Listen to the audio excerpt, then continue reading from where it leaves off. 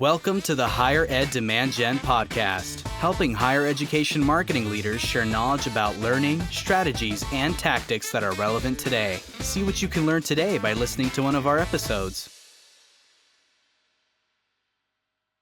Hey everyone, and welcome to the Higher Ed Demand Gen podcast, hosted by Concept 3D. If you like our content, please follow and subscribe to us on Spotify, Apple, and Google.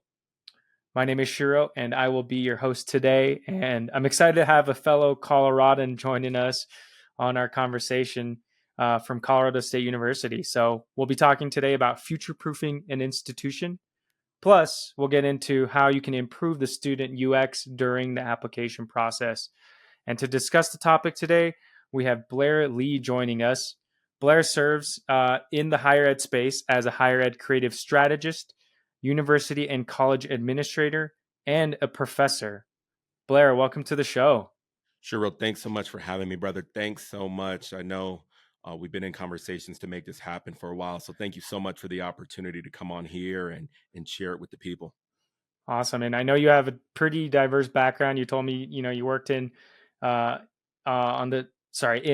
politics before this, and now you're in the higher ed space. But I do ask an icebreaker to all my guests, which is, please tell me what you love about higher ed.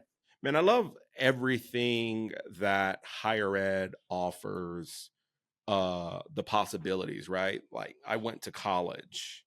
I was the first one really in my immediate family to go away to college. And the opportunities that it afforded for me, right? I'm from the southeast side of San Antonio, Texas. I went to school in the Washington, D.C. metro area, and it's opened up so many doors for me. Loved it so much that I ended up launching and beginning a career in higher ed comms work. So just the possibilities that exist when someone pursues a higher education.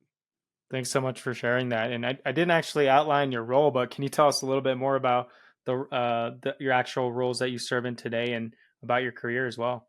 Absolutely. So, like you said in the introduction, I'm a higher ed creative strategist, college and university administrator, and a professor, right? So, currently, I have the awesome pleasure of serving as the director of marketing and communications at Colorado State University. For those unfamiliar with this great institution, we serve a little over 30,000 students. We have a little over 9,500 employees. That's including faculty, staff, instructors, researchers, and we're the only land grant institution in the state of Colorado, in Fort Collins, Colorado.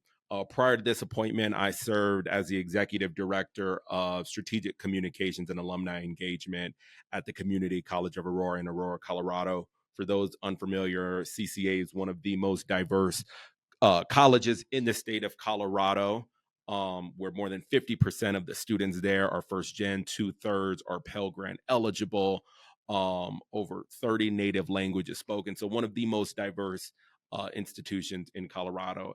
And then in a part-time capacity, I do have the opportunity of serving as the special assistant to the president for brand advancement at CCA.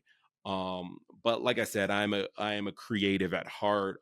Where my passion really lies is coming alongside university and college leaders and making the brand come alive at their respective institutions. So that's just a little bit about me in a nutshell. Thank you. I've got a few questions actually. As you serve as the special assistant to the president at CCA, what does that actually entail? Does that mean like working with the president to improve his outward communication and his personal brand? No, not necessarily. What that means is, so it's on a special project basis, right? So, as I mentioned, I was the executive director of comms there before I transitioned in a full time capacity to Colorado State University. So, if there are any projects that the institution needs help with, or kind of just want to pick my brain as a sounding board, that's kind of what I am. I'm there as a resource. To help the institution, to help the creative team there, and just to really come alongside and partner with the institution on a number of projects. CCA is led by a phenomenal leader, Dr. Mordecai Brownlee, who has a great presence, not only online, but throughout the higher ed space. So I just always, anytime I'm given the opportunity, just thank him for the opportunity to serve and to bring me into this space in Colorado. Got it. Thanks for explaining that to me. And I know Absolutely. you're also quite new to your role at Colorado State University, which we'll be probably referring to as CSU during this conversation as well. Tell Absolutely. us a little bit more about that. Yeah, so at CSU, I serve as the director of marketing and comms, which I know we're going to talk a little bit more about in the show today. But really, my role here is really about future proofing the institution, right? So if we've got 35,000 students, how do we make sure that when the institution gets to 50,000 students, right, that there are sustainable infrastructures and foundations in place? The bulk of my job is centered around strategy, comms, PR work. So, how do we package up messaging for our institutional leaders and really help with stakeholder engagement, not just internally, right? But with students, faculty, advancement members, and different things like that. So, I'm excited to really talk about that later on today. Awesome. Well, thank you. Yeah, we'll get it in the tail end here. Let's talk Perfect. about something you're passionate about, which I know in our intro call, you told me you're very passionate about the UX experience for the student, especially during the application process. And so in your experience, what have been some of the barriers that you've seen, and how can institutions decrease the dropout rate during this time? Higher ed institutions have become very great for individuals who are already a part of the institution to navigate its infrastructure. So, what do I mean on that? Um, Oftentimes over the years, institutional or organizational websites at higher ed institutions have become a space where it's easy for faculty members or staff members to navigate, right? But we forget that our main driver, that our main customer is actually our student, right? How do we make sure that the digital experience for students, prospective students, remains as a driver when we think about the online experience? And, living in the digital age, I ordered something from Amazon last night, just to bring it back, right? I ordered something from Amazon last night at 6 o'clock in the evening. And as I was walking out of my house to go to work this morning, it was at my house, at my front door being delivered, right? Hmm. What I'm getting at is if you can order something in a matter of 2 clicks from Amazon and it's at your house the next day, traveling across the country sometimes or across the state, enrolling into a college or university should be that easy, right? I think oftentimes we overcomplicate things as educators. And I think that there are some private sector best practices that we can really incorporate into the higher ed experience when we think about the digital experience for prospective students when they are beginning the enrollment process. And I know at your time at CCA, you noticed a couple things around. You mentioned the CCA being one of the most diverse, or it is the most diverse college in Colorado. You had shifted some things there to help address your audience better in terms of messaging and the website. Can you tell us a little bit more about the things you did there? Absolutely. So late in 2023 or early 2023, we actually did a complete website redesign. And I continue to use the word complete website redesign because I think oftentimes people will say, "Oh, we're redoing our website at our university or college." But what they're actually doing is they're just hiding pages behind things. So what we did is we actually went page by page and actually redesigned the website. We got it down from 5,000 pages to a little over 200 pages, right? And all of those pages that were left after the redesign have intentionality, but we designed this website with the design with the goal in mind of being our North Star as this is a website that is going to be used to drive enrollment and to retain students, right? Only the most necessary content remained on the website. This was a charge that was given to me from the president at the time. So if you check out the website ccaurora.edu, it's actually won best website in the Rocky Mountain District for the National Council for Marketing and Public Relations as one of the best websites to do this work. But to back to your point, CCA is a federally designated Hispanic and minority serving institution. So, in order to get that designation as an HSI, at minimum, I believe it's 25% of your students must come from some type of Latinx background. At CCA, it was roughly 33%. So Hmm. we designed this website in mind with maybe individuals whose native language isn't English, right? Maybe who they are navigating the internet maybe for some first times, right? So we kept all those things in mind and got a great website. But at the center of the experience, what we continue to go back to, continue to tell my creative team what I shared before is if you could purchase something from Amazon in the matter of 2 clicks, a student should be able to browse their website, this website, in 2 clicks. So we kept that as our North Star, and we're able to do some great things.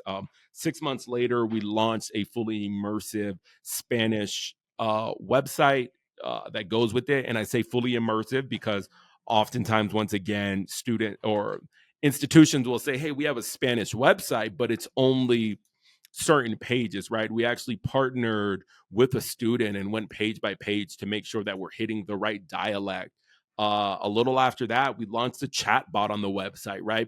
Because we wanted to make sure that after hours, students who are maybe working third shift or non-traditional hours, that we could still engage with them after hours. So that chat bot has been instrumental in, not only engaging students, but driving enrollment, making sure that we're retaining students and keeping them engaged after hours until a human can come back in the morning the next day and engage them. So that's just a little bit about the website redesign that took place at CCA. Currently, I won't let the cat out of the bag too much, but working on a website redesign here at Colorado State. And we're working on the site map right now, and it is fun work. This is something that my passion really is centered around. Got it. I'm on the website right now, and yeah, it's very front center, top right nav. You got Espanol button, and it converts everything pretty seamlessly. Like even the chatbot, like you said, like I've been to sites where you go to the English version, you can have the translated version, but like little things like the chat widgets don't immediately translate over. So that's cool. Absolutely. You can even see bottom left-hand corner, right? We were super intentional about making sure that there is an accessibility menu, right? Mm, So if someone has some type of ADA accessibility need, um, be it visually impaired, hearing impaired, right? Like they can still browse the website with ease. There's a lot of intentionality that went, when you browse any website that I am behind, you will not see stock images as well. Everything is reflective of the community we serve. Images are refreshed every 3 months to make sure that nothing becomes stagnant or stale, but really that students, as they browse your website, that they can begin to envision themselves on your website. You know what I mean?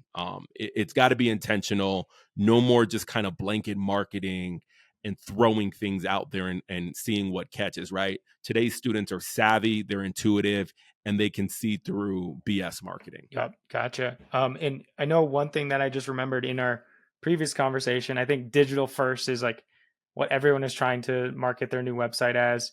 But you kind of explained the statistics I wasn't aware of, which is like actually a lot of students, especially like students who are underprivileged, don't always have access to internet at home. And so like there should also be a movement that things shouldn't just go completely digital always as well. Can you explain that a little bit?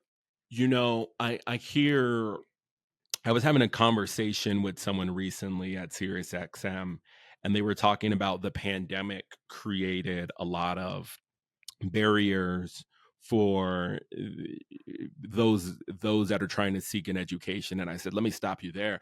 I don't think that the pandemic created any new problems that didn't exist already. I think all it did was shine a spotlight on them, right? The Department of Higher Ed estimates that there are still roughly about 42 million people throughout the US that are still in offline. What do I mean by that? I mean, do not have access to internet at their house, right?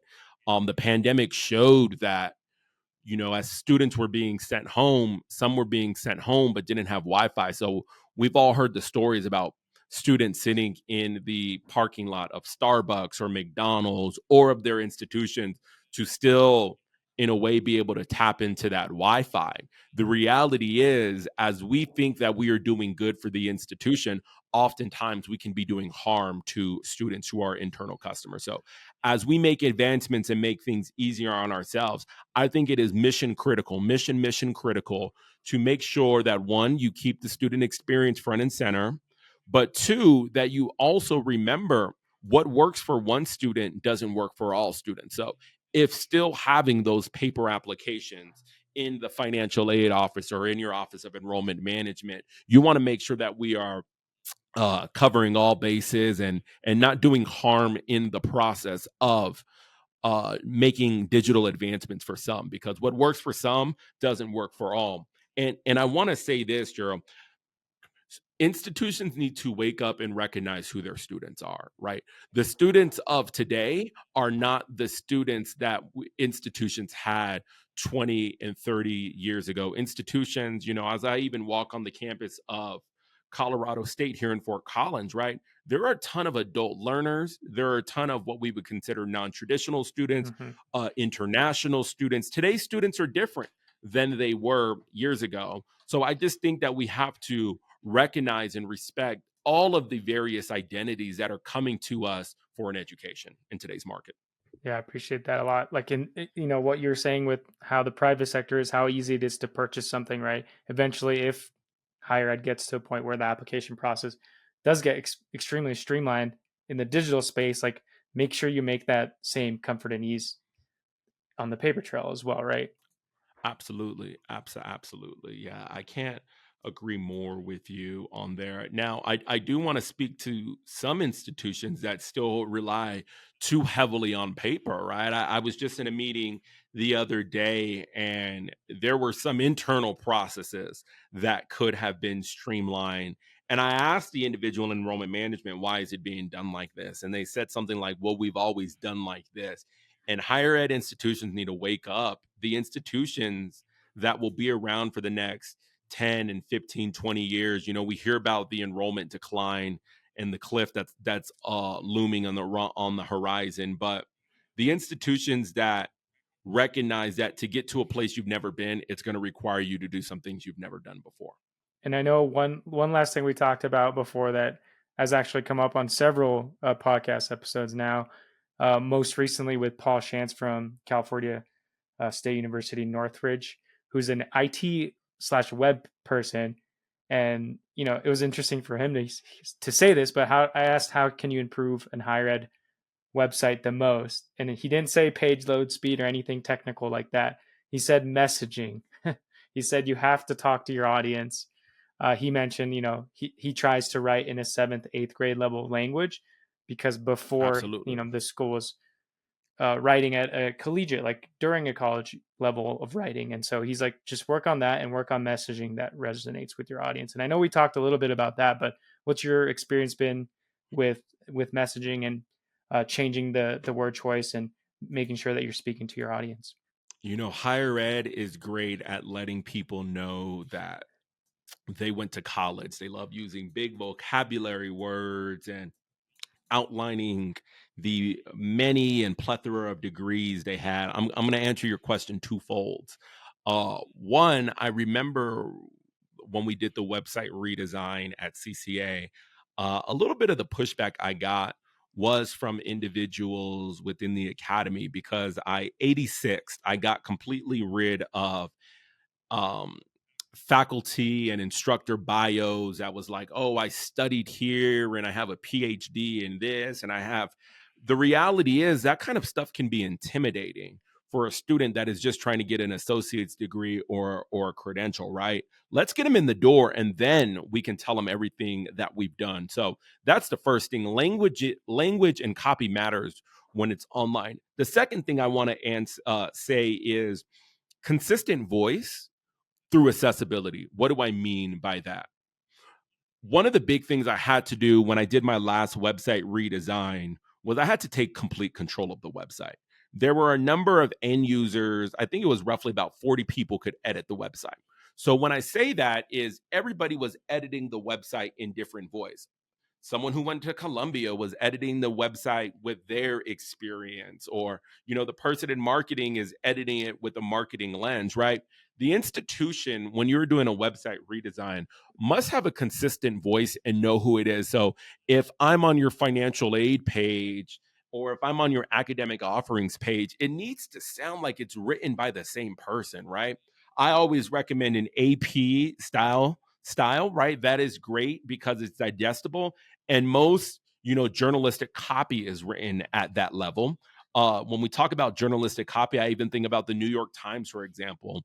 It's been said that the New York Times oftentimes is written at a fifth or sixth grade level. I think, in prepping for this interview today, I think it's written now at a ninth or 10th grade level. But I say all that to say, it is because of a means of accessibility and making sure that you are going after your intended audience, right? If you're using these big vocabulary words and big acronyms, once again, higher ed is good at, it really goes back to ranking. Higher ed has built its reputation on and its rankings on how many individuals can I keep out. The more I keep out, the higher my rankings are. When the reality is, when we democratize education more, it betters society. Studies show, right? An educated society is better for everyone. Crime decreases when an individual can provide for his family. There are just a number of factors. So I say that, educate as many people as possible through the means of accessible education that is within reach. But I also say education that is tailored for what the individual's need is. I don't think everyone needs a traditional 4-year degree. What does it look like for a student to go to school for 6 to 7, 8 weeks, get a quick certificate or credential that puts them on the path to being able to educate themselves, but also provide for their family? So I know I said a lot there, Cheryl, but I hope that really answers your question. Yes, it definitely does. And I can feel and hear the passion and fire. So I always love that on the show. It's what gets me fired up to do my job. So appreciate that. One last question I had around just the UX of the student and trying to build a better experience on your website is, do you think there's, better opportunities to showcase your school and what it feels like to be on campus? Maybe it's like a virtual tour or pictures of the dorm room or the facilities you'll be using ahead of time, because this is a question that I always have, because I had no idea what campus was like until I visited in person, and I know that's becoming less accessible to families as well. Absolutely. I uploaded a video a few weeks on my social media. I won't plug myself just yet, but essentially it was a video of me on our college campus recording virtual and digital tours. The first time a prospective student gets a feel for your campus should not be the time that they are stepping foot on your campus for the very first time, right? Virtual tours are a way to engage not only the prospective students, but the one who's paying for college most of the time, which is the parents, right? Is it a safe place? What is the feel and the vibe for, right? What are the wraparound services you have, right? So when we did that last website redesign I was a part of, making sure that we incorporated virtual tours was a part of it, right? Even when you think about larger institutions, right? They can be demonstrative, particularly your traditional brick and mortar institutions that have many, many buildings, right?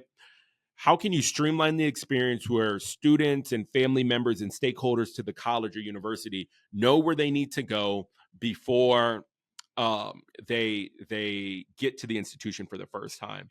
And the last thing I want to say in regards to virtual tours is this: students today, and I alluded to this at the beginning, are very savvy. I can go to a million colleges that offer a communications program, right? I went to the University of Baltimore. I'm going to plug University of Baltimore, right? Shout out to the Yale Gordon College of Arts and Science in Baltimore, Maryland. But what are you going to do to stand out from the crowd, from the sea of options available to students, right? So, cool. What stood out to me at the University of Baltimore was their digital communications program, right?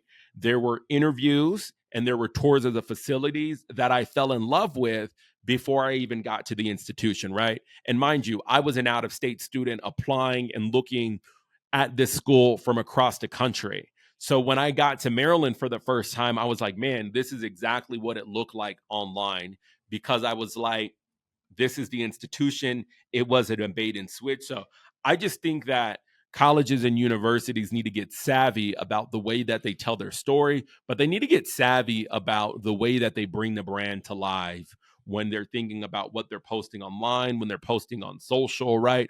How can you make individuals feel like they are there and involved with the experience already, before they even step foot on campus? And that also goes for your higher ed leaders, right? Higher ed leaders, listen to me when I say this. All of you all need to be on social media, engaging with your students, stakeholders, potential donors, right? Because the more you tell the story of your institution, the more others will tell the story of your institution. I agree. Yeah. And if you don't have time, or if you think you're bad at it, hire someone to do it, because there's so much value in your executive leadership being outspoken. So I think that applies to any business, educational institution. There's so much value in that.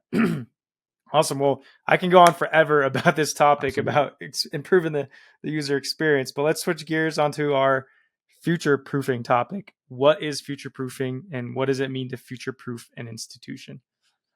When I think about future proofing an institution, it's really ensuring that your institution has the systems and foundations in place to make sure that they are relevant in the years to come. So we look at the number of institutions that are actually shutting its doors in 2024 and 2023.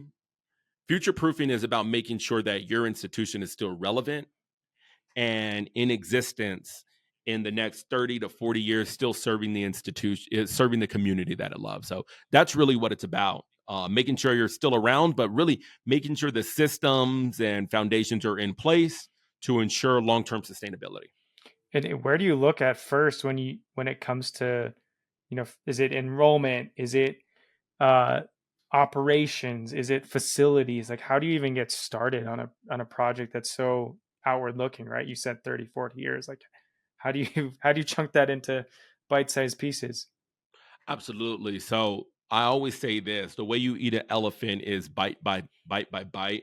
But it starts with a number of things. I think, first of all, it is your strategic plan. What kind of institution do you want to be remembered for or known for in the next 30, 40 years? But I also think it is understanding the demographic shifts that are happening within higher education, right? So Gen Z has a significant mistrust in higher education, for a number of reasons. Right, that's for a number of reasons. We can unpack that for a while. However, what we know is that Gen Z is looking for something different when it comes to pursuing a higher education. That is less student loan debt. They are looking for a quick experience, right? They don't want to be in college for 6, 7 years, but they're also looking for a type of credential that can put them in the seat of being able to provide for their family and be able to, provide for themselves. So I think when we look at future proofing, the first part I want to talk about is the type of academics that is offered, right? Institutions must remain agile. If we know that the job market is calling for this type of degree and this type of credential, oftentimes institutions are scared to say, hey, this programming we are offering is no longer relevant anymore. We need to pivot and make sure that we are offering the type of programming that we need to use. I'll use, for example, the University of Baltimore, where I attended. When I started, it was a mass communications degree. The department chairs and faculty and instructors came together and said, hey, a mass communications degree isn't really relevant in the marketplace today as it was 30 or 40 years ago.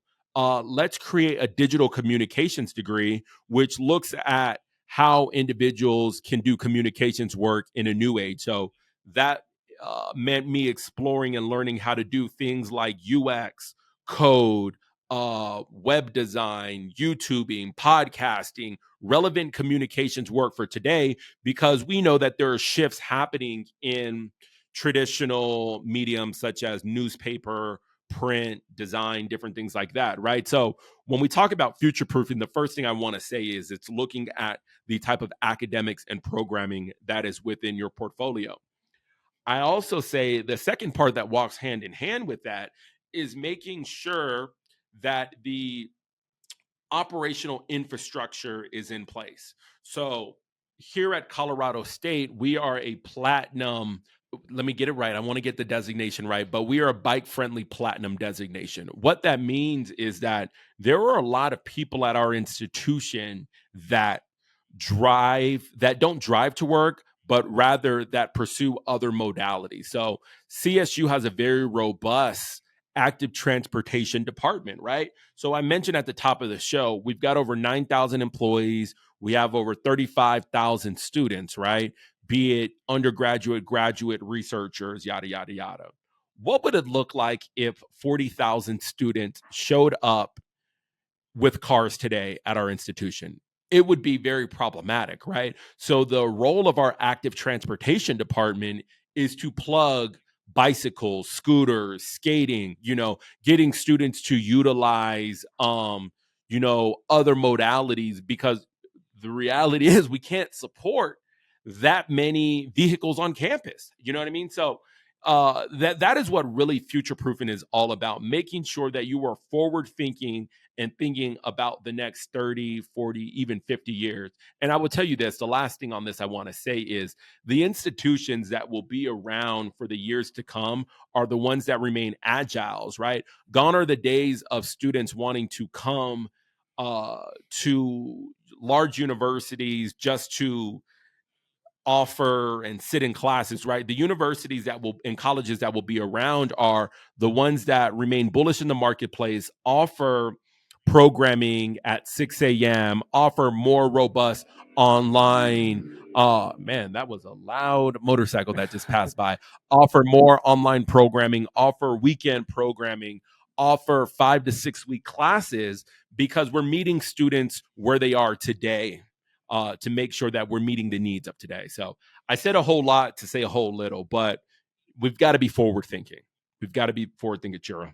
That's fantastic. And from a marketer to communicate, like, things like facility operations or transportation and how that ties together with growth is, pretty fascinating, because typically we all work in our lane, right? And we're like, if you're working in marketing, it's probably about getting those numbers up, whether it's, applications or website traffic, right?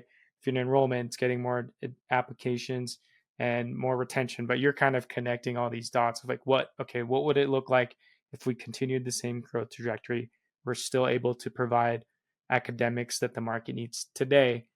And then how can we continue to listen to our students and our customers so that we can shift, programming and schedules to their needs? And so I like how you're bringing it all together, and you're even looking at it more, I would say, less from a marketing lens and just seeing it as a growth lens, and how you can continue to fuel the fire versus like, how do we put more in?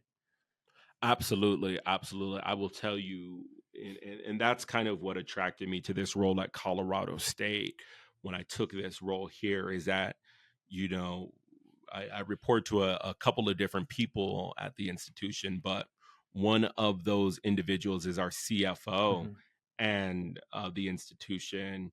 And I appreciate his lens of looking at things, because it's all about strategy and sustainability. I hear my boss all the time say, strategy, what is the strategy that's going to get us there, right? That's the traditional marketing and the packaging up the messaging, right?